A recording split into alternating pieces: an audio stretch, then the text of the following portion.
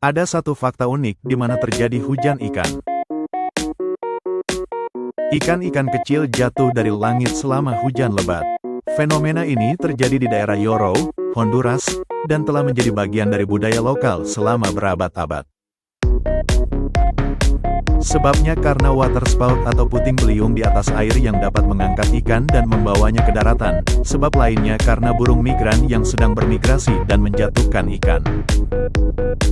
Hujan ikan biasanya terjadi antara bulan Mei dan Juli, bertepatan dengan musim hujan lebat di Honduras. Fenomena ini dapat terjadi hingga 4 kali dalam setahun, tetapi tidak setiap tahun.